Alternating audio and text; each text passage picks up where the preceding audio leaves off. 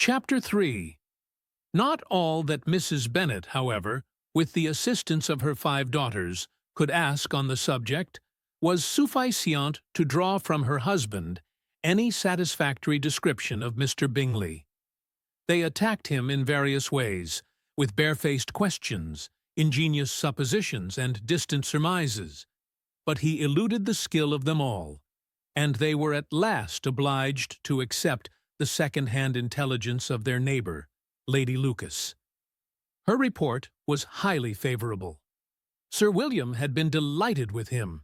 He was quite young, wonderfully handsome, extremely agreeable, and, to crown the whole, he meant to be at the next assembly with a large party. Nothing could be more delightful. To be fond of dancing was a certain step towards falling in love, and very lively hopes of Mr. Bingley's heart were entertained. "If I can but see one of my daughters happily settled at Netherfield," said Mrs. Bennet to her husband, "and all the others equally well married, I shall have nothing to wish for."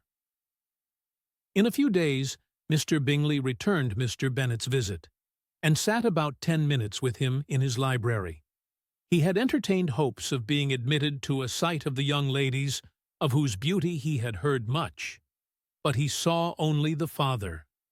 The ladies were somewhat more fortunate, for they had the advantage of ascertaining from an upper window that he wore a blue coat and rode a black horse. An invitation to dinner was soon afterwards dispatched, and already had Mrs. Bennet planned the courses that were to do credit to her housekeeping, when an answer arrived which deferred it all. Mr. Bingley was obliged to be in town the following day, and, consequently, unable to accept the honour of their invitation, etc. Mrs. Bennet was quite disconcerted. She could not imagine what business he could have in town so soon after his arrival in Hertfordshire, and she began to fear that he might be always flying about from one place to another, and never settled at Netherfield as he ought to be. Lady Lucas quieted her fears a little by starting the idea of his being gone to London only to get a large partie for the ball, and a report soon followed that Mr. Bingley was to bring 12 ladies and 7 gentlemen with him to the assembly. The girls grieved over such a number of ladies, but were comforted the day before the ball by hearing that instead of 12 he brought only 6 with him from London, his 5 sisters and a cousin. And when the party entered the assembly room, it consisted of only 5 altogether. Mr. Bingley, his 2 sisters, the husband of the eldest, and another young man. Mr. Bingley was good-looking and gentlemanlike. He had a pleasant countenance and easy, unaffected manners. His sisters were fine women, with an air of decided fashion. His brother-in-law, Mr. Hurst, merely looked the gentleman, but his friend Mr. Darcy soon drew the attention of the room by his fine tall person, handsome features, noble mien, and the report, which was in general circulation within 5 minutes after his entrance, of his having 10,000 a year. The gentleman pronounced him to be a fine figure of a man. The ladies declared he was much handsomer than Mr. Bingley, and he was looked at with great admiration for about half the evening, till his manners gave a disgust which turned the tide of his popularity, for he was discovered to be proud, to be above his company, and above being pleased, and not all his large estate in Derbyshire could then save him from having a most forbidding, disagreeable countenance, and being unworthy to become paired with his friend. Mr. Bingley had soon made himself acquainted with all the principal people in the room. He was lively and unreserved, danced every dance, was angry that the ball closed so early, and talked of giving one himself at Netherfield. Such amiable qualities must speak for themselves. What a contrast between him and his friend! Mr. Darcy danced only once with Mrs. Hurst, and once with Miss Bingley, declined being introduced to any other lady, and spent the rest of the evening in walking about the room, speaking occasionally to one of his own party. his character was decided. He was the proudest, most disagreeable man in the world, and everybody hoped that he would never come there again. Amongst the most violent against him was Mrs. Bennet, whose dislike of his general behavior was sharpened into particular resentment by his having slighted one of her daughters.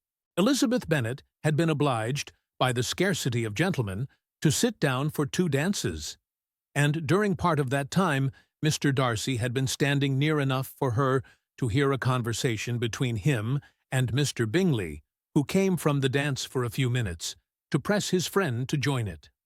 "Come, Darcy," said he, "I must have you dance. I hate to see you standing about by yourself in this stupid manner. You had much better dance." "I certainly shall not. You know how I detest it, unless I am particularly acquainted with my partner.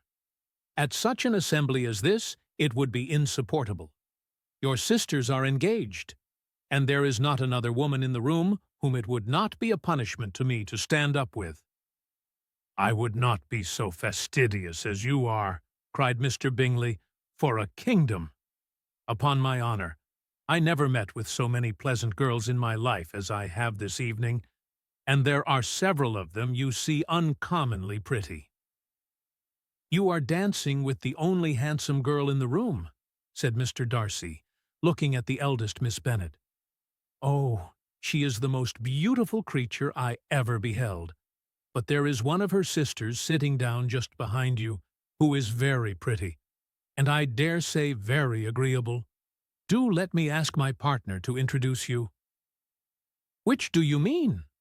And turning round, he looked for a moment at Elizabeth, till catching her eye, he withdrew his own, and coldly said, "She is tolerable, but not handsome enough to tempt me. I am in no humour at present to give consequence to young ladies who are slighted by other men. You had better return to your partner and enjoy her smiles, for you are wasting your time with me." Mr. Bingley followed his advice. Mr. Darcy walked off, and Elizabeth remained with no very cordial feelings toward him. She told the story, however, with great spirit among her friends, for she had a lively, playful disposition, which delighted in anything ridiculous. The evening altogether passed off pleasantly to the whole family. Mrs. Bennet had seen her eldest daughter much admired by the Netherfield party. Mr. Bingley had danced with her twice, and she had been distinguished by his sisters. Jane was as much gratified by this as her mother could be, though in a quieter way. Elizabeth felt Jane's pleasure. Mary had heard herself mentioned to Miss Bingley as the most accomplished girl in the neighbourhood, and Kath, Irene, and Lydia had been fortunate enough never to be without partners, which was all that they had yet learnt to care for at a ball. They returned, therefore, in good spirits to Longbourn, the village where they lived, and of which they were the principal inhabitants. They found Mr. Bennet still up. With a book he was regardless of time, and on the present occasion he had a good deal of curiosity as to the events of an evening which had raised such splendid expectations. He had rather hoped that his wife's views on the stranger would be disappointed, but he soon found out that he had a different story to hear. "Oh, my dear Mr. Bennet," as she entered the room, "we have had a most delightful evening, a most excellent ball. I wish you had been there. Jane was so admired. Nothing could be like it. Everybody said how well she looked, and Mr. Bingley thought her quite beautiful, and danced with her twice. Only think of that, my dear. He actually danced with her twice, and she was the only creature in the room that he asked a second time. First of all, he asked Miss Lucas. I was so vexed to see him stand up with her. But, however, he did not admire her at all. Indeed, nobody can, you know. And he seemed quite struck with Jane as she was going down the dance. So he inquired who she was, and got introduced, and asked her for the 2 next. Then the 2 third he danced with Miss King, and the 2 fourth with Maria Lucas. and the 2/5 with Jane again, and the 2/6 with Lizzie, and the Boulanger. If he had had any compassion for me, cried her husband impatiently, he would not have danced half so much. For God's sake, say no more of his partners. Oh, that he had sprained his ankle in the first place. Oh, my dear, I am quite delighted with him. He is so excessively handsome, and his sisters are charming women. I never in my life saw anything more elegant than their dresses. I dare say the lace upon Mrs. Hurst's gown— Here she was interrupted again. Mr. Bennet protested against any description of finery. She was therefore obliged to seek another branch of the subject, and related, with much bitterness of spirit and some exaggeration, the shocking rudeness of Mr. Darcy. But I can assure you, she added, that Lizzie does not lose much by not suiting his fancy, for he is a most disagreeable, horrid man, not at all worth pleasing, so high and so conceited that there was no enduring him. He walked here, and he walked there, fancying himself so very great, not handsome enough to dance with. I wish you had been there, my dear, to have given him one of your set-downs. I quite detest the man.